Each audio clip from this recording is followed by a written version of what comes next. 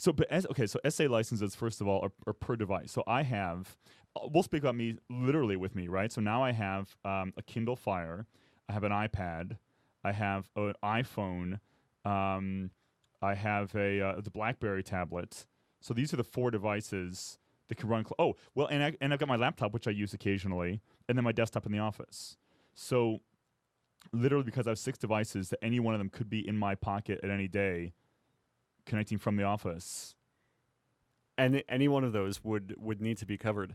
And now, essays per device. So like I would need to buy everyone, like once I connect, it's like the little Rallies commercial with Seth Green, you know? Every time you walk in the door, we might as well put a electronic eye in the door that just sends that thing to Microsoft. Oh shit, dude, that's my first Arduino project. So Gabe Gabe bought me for my birthday last year an Arduino kit, and I didn't really know what to build with it. And where this comes, I think building this project. So I saw this thing on Gizmag earlier this week called the transparency grenade. And I don't know if you guys have seen this thing, and you'll see where I'm like what the point is of this thing. It's kind of done like a public art project. It is literally a translucent grenade-shaped device, but it's an electronic device, and it has inside it battery, a little Arduino system, 3G connection, microphones, Wi-Fi, a processor, and like GPS connectors. And you pull the pin and let it somewhere, and it does 2 things. A, it starts recording all audio it hears and broadcasts it to the internet. And B, it intercepts as much Wi-Fi as it can and broadcasts it to the internet. And then you go to a map, and you can see where these truth grenades have been deployed. And so, like, the idea, you know, is it's like if you're Occupy or whatever, like to throw this over the wall of the compound and see what you can find. Can we build one of these? Well, and the form factor is not so good because it literally looks like a grenade. But I mean, conceptually, I'm sure they already exist, you know, and they're probably way smaller than we imagine. Just make it look like an iPad, but they'll pick it up. It'll be like a Trojan horse. Actually, did we talk about that with the USB sticks? Who were we talking to? Who was that? That was awesome. That was somebody at one of the 2 places that we were at 2 weeks ago. Did you hear this, Gabe, where they said that the best way to penetrate security inside companies is you put a bunch of Trojans on like 8 gig USB sticks and just drop them in the parking lot outside the building you want to penetrate. Then they just that makes sense. Totally. The guy's like, hey, a USB stick. So anyway, where I'm going with this, so this truth grenade, I mean, it's all made of like sterling silver and this kind of stuff. And it's as pretty as it is technically. It's going in a museum. They made one copy. It cost $30,000. It's going in a museum, but it's the sort of it's a public, well, not public art. It's like an conceptual art project. But I wonder if this, or also think about the way that like Colbert is doing the Super PAC, and he's making fun of. Which is Colbert still off the air, by the way? No, he's back. All right, good. His mom was sick. Oh, so they the way he's making fun of the whole process of like the political system, you know, by like participating in it. I hear some stuff in the background. Does that mean that Claudio is back? I can hear music in the background. Oh, there it stopped. All right. I just called him off. Oh, okay. So anyway, but if I make something that it's like a oops, can you reconnect this there, Jack? If I make something that's like an Arduino kit that detects like devices walking through the door, and then automatically sends a thing to Microsoft and like charges your credit card, you know, I could actually sell this as the latest Microsoft compliance device.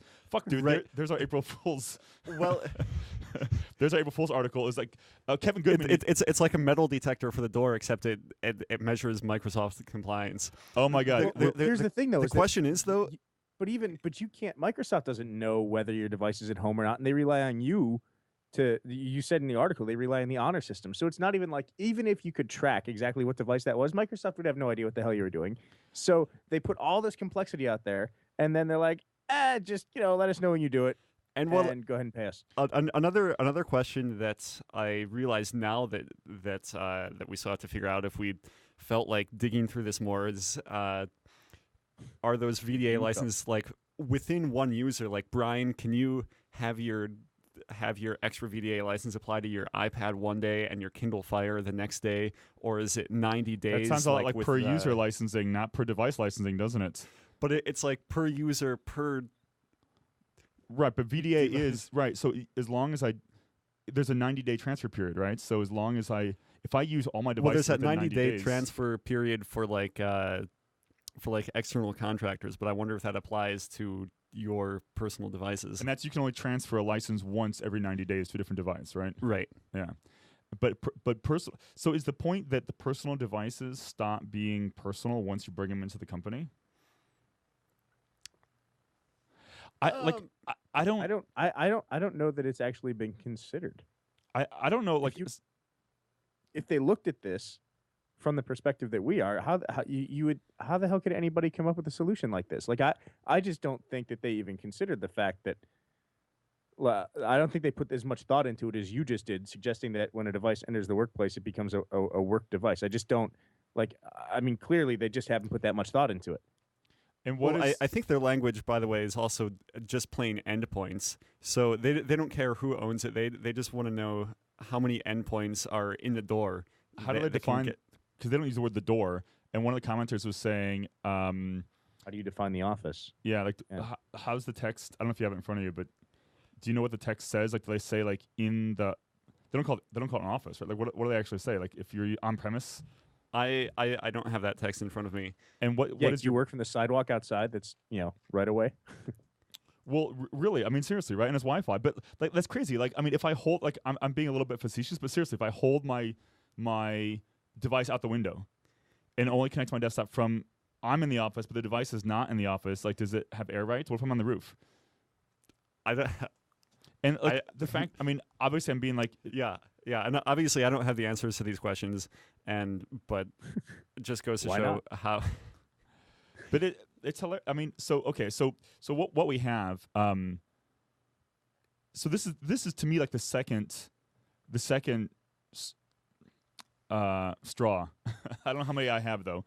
I don't know if it's the final one because the final one may have happened a while ago. But I mean, for a long time, my number one biggest complaint about Microsoft was they had no SPLA for Windows 7, and it looks like they're still not having any service provider license agreement. So if you want to provide licenses for like, well, you know how that works. So no service provider.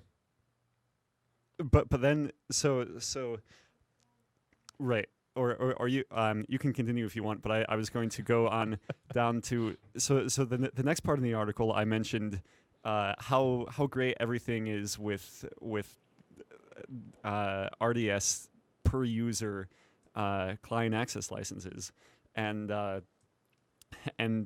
get my little TS versus VDI thing in there. So what do? You send out an email to all your employees where you say, okay, so if you're accessing a terminal server desktop and you bring your personal device in from home, then that's okay. But if you're accessing a VDI desktop, please tell us so that we can tell you not to, so so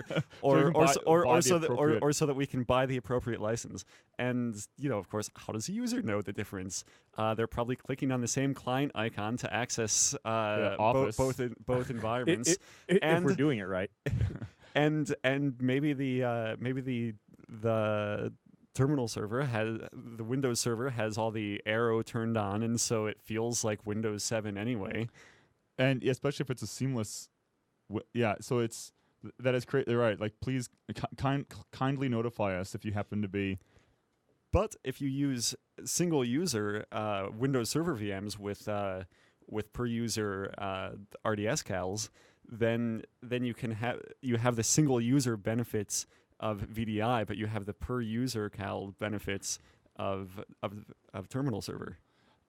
So that means that if we take this conversation back to what we were talking about before, the RDS, using RDS with a one user per RDS host, you have to buy data center based licenses for your base Windows server, but then you can run as many VMs as you want. And you can connect them into Zen Desktop just as easily. I assume they connect via Workspace, of course. I assume View, you could even trick View into working where it's giving single user RDS sessions instead of single user Windows VMs. Then you've got per user licensing, and you're done. So I feel like if it's more screwy, like people say, yeah, maybe it's a little bit more screwy to use RDS for desktop type stuff, but what's more screwy, that or the scenario that you, Jack, just outlined for users who might want to bring in their own devices? So we have to figure out.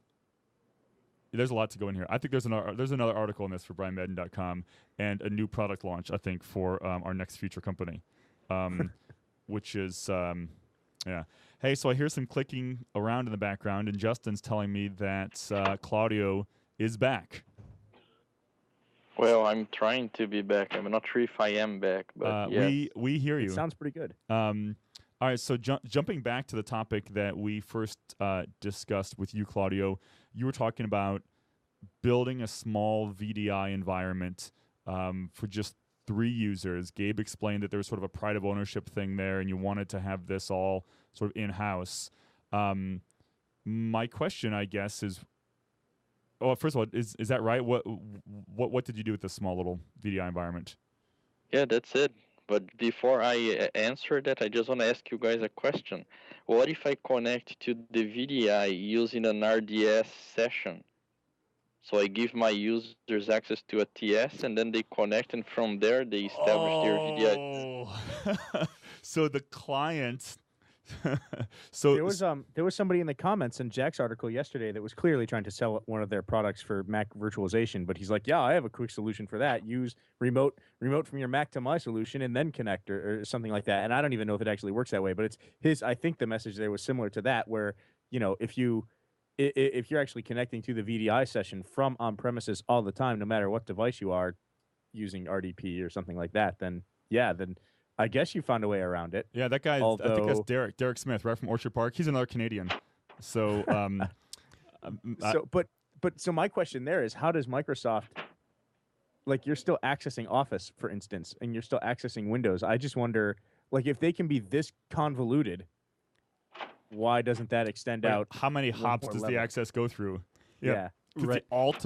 The ultimate end user device you have somewhere in the chain has a Windows desktop in it, then I would imagine that you would ultimately need to have that. But what's the device? Yeah.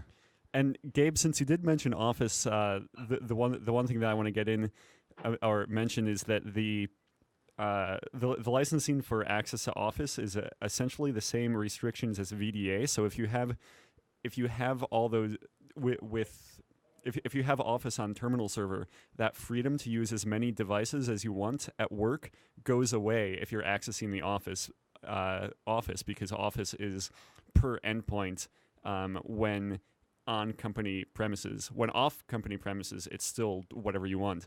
But essentially, having Office on that terminal server restricts that to the other to the more restrictive set of rules.